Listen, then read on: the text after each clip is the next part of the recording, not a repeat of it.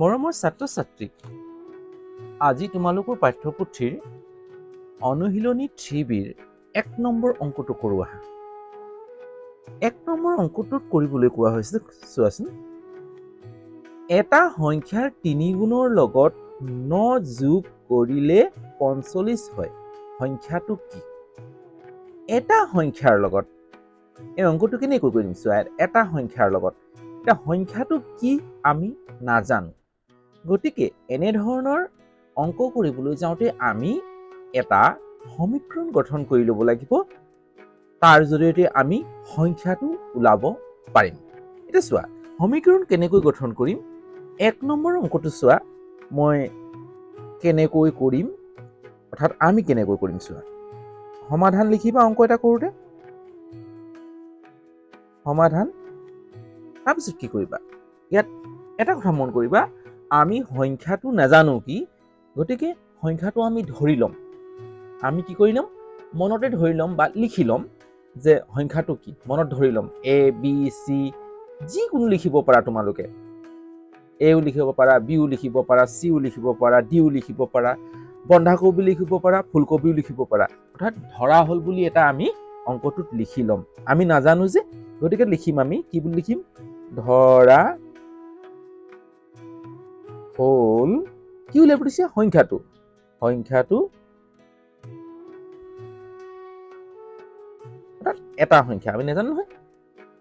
মই কি ধৰিছো, x ধৰিছো। তোমালোকে ইয়াত Aও লিখিব পাৰিবা, Bও লিখিব পাৰিবা, Cও লিখিব পাৰিবা, Dও লিখিব পাৰিবা, যি মন যায় তোমালোকৰ মনত যি আহে Zও লিখিব পাৰিবা। গতিকে মই এতিয়া x লিখিছো। আমি নাজানো যে, ধৰা হ'ল সংখ্যাটো x। হ'ব, এতিয়া কি কৈছে চোৱা। এতিয়া মন কৰা যে সংখ্যাটোৰ 3 গুণ। 3 গুণ মানে কি, সংখ্যাটো যদি x হয়, ইয়াৰ 3 গুণটো কি হ'ব। সংখ্যাটো যদি x হয়, ইয়াৰ 3 গুণটো কি হ'ব। ধৰা সংখ্যাটো x, মই x ধৰি লৈছোতো, ইয়াৰ 3 গুণটো কি হ'ব। 3 গুণ মানে কি, 3 পূৰণ হৈ থকা, তাৰ মানে 3x হ'ব কি নহ'ব। এতিয়া কি হ'ব, সংখ্যাটোৰ 3 গুণ নৰ লগত 9 যোগ কৰিলে, তাৰ মানে ধৰা হ'ল সংখ্যাটো x লিখিম। তাৰপিছত কি লিখিম, প্ৰশ্নমতে, এটাকে প্ৰশ্নমতে লিখিবা। প্ৰশ্নমতে হ'ল। প্ৰশ্নমতে কি কৈছে, এটা সংখ্যাৰ 3 গুণৰ লগত 9 যোগ কৰিলে, কেই গুণৰ লগত, 3 গুণৰ লগত। 3 গুণটো পাইছো ন, আমি কি পাইছিলো, 3x। 3xৰ লগত, বা ইয়াতো লিখিব পাৰা সংখ্যাটোৰ 3 গুণ বুলি। হা, এটা লিখি দিব পাৰা, একো নহয়, এনেকা লিখি কিনে সংখ্যাটোৰ 3 গুণ কি হ'ব, 3x। এই 3xৰ লগত কি হয় চোৱা, 9 যোগ কৰিলে, কি যোগ কৰিম, 9 যোগ কৰিম। 9 যোগ কৰিলো, 3xৰ লগত 9 কি প্লাছ কৰি দিলো। এতিয়া সংখ্যাটো কি ওলাব বুলি কৈছে আকৌ চোৱা, 45, 45। চোৱা, এটা সংখ্যাৰ 3 গুণৰ লগত, এতিয়া এটা সংখ্যাটো আমি x ধৰিলো, ইয়াৰ 3 গুণটো 3x। 3xৰ লগত 9 যোগ কৰিলে সংখ্যাটো কি হ'ব, 45, 45। এতিয়া কৰি যাম চোৱা, আমি সমীকৰণ গঠন কৰিলো এটা। এই সমীকৰণৰ পৰা আমি সংখ্যাটো উলিয়াম, চাবা দেই।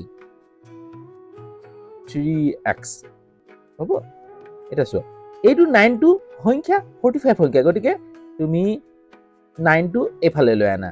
হ'ল, এইফালে কি আছিলে, প্লাছ আছিলে, সমান চিহ্ন এইফালে লৈ আনিলে কি হ'ব, প্ৰশান্ত কৰিলে মাইনাছ হ'ব। এতিয়া চোৱা, এতিয়া চাবা,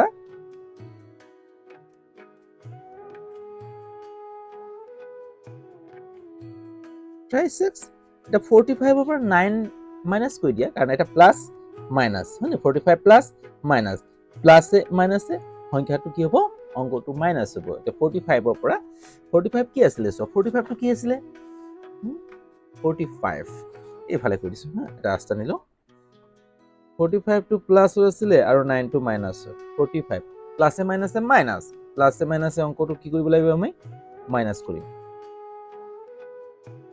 মাইনাছ কৰিম। এতিয়া চোৱা, 5ৰ পৰা 9 বিয়োগ নহয়, ইয়াৰ পৰা কি আনিম, আমি 1 ধাৰ ল'ম, 15 পৰা 9 গ'লে কিমান, এতিয়া কোৱাচোন, আমি 15 পৰা 9 গ'লে কিমান 6 এফালে কিমান থাকিলে 3 36 ডাঙৰ সংখ্যাটো প্লাস অঙ্কটো প্লাস নিলিখিলেও হ'ব অত অঙ্কটো প্লাস হ'ব গতিকে প্লাস ইয়াত নিলিখিলেও হ'ব এটা চোৱা x ইকুৱেল ইয়াত কি হৈছিল এইটো পূৰণ হৈ আছিল সমান চিহ্নৰ ইফালে আহিলে কি হ'ব হৰণ হ'ব 36 3 এটা 3 এ 36 ত কি কৰা হৰণ কৰি দিয়া 36 3 3 গুণ 3 6 থাকিলে হয় না 3 দুগুণ 6 মানে 12 বাৰ যাব কিবা যাব 12 বাৰ x ইকুৱেল কিমান পালো x ইকুৱেল কিমান 3 x ইকুৱেল কিমান 12 হল 3 এ কাটিছো যে 12 তে x ৰ চোৱা আমি ধৰিছিলো কি সংখ্যাটো x ধৰিছিলো x ৰ জাগাত কি পাতিব পাৰিম আমি 12 এটা সংখ্যাটো 12 হ'ব এতিয়া এতেকে নিৰ্ণয়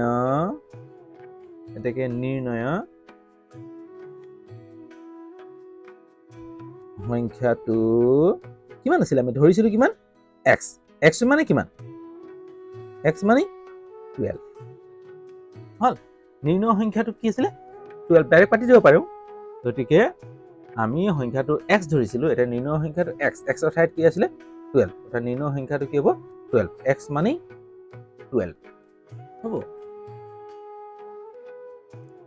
আমি কিয় x ৰ ঠাইত 12 পাতিলো যে x ৰ মান 12 আমি সংখ্যাটো ধৰিছিলো x ধৰা হল সংখ্যাটো x এটা নিৰ্ণয় সংখ্যাটো হ'ব 12 মানে x 12 হ'ব ইয়াত যদি কিবা সুধিবলগীয়া থাকে তেতিয়া হলে তোমালোকে কমেন্টত জনাবা আৰু অঙ্কটো কেনে পাইছা তোমালোকে ফিডব্যাক দিবলৈ নাপাহৰিবা কিবা সুধিবলগীয়া থাকিলে কমেন্টত সুধিবা যদি মোৰ এই চেনেলটো তোমালোকে নতুন তেতিয়া হলে চেনেলটো সাবস্ক্ৰাইব কৰি লবা আৰু সময়মতে মোৰ নটিফিকেশনসমূহ পাই থাকিবলৈ হলে বেল আইকনটো টিপি দিবা বন্ধুবৰ্গলৈ শ্বেয়াৰ কৰি দিবা যাতে তেওঁলোকেও আমাৰ সহযোগী হৈ থাকে আমাৰ লগত একেলগে আমি অঙ্কসমূহ শিকি গৈ থাকিব পাৰো যদি চেনেলটো ভাল পাইছা তেতিয়াহলে আকৌ কৈছো সাবস্ক্ৰাইব কৰি লবা দেই লাইক এটা কৰিবা আৰু কেনে পাইছা জনাবা আজিলৈ হ'ব অন্য এটা ভিডিঅ' লৈ মই আকৌ তোমালোকৰ ওচৰত এইদৰে উপস্থিত হ'ম যদি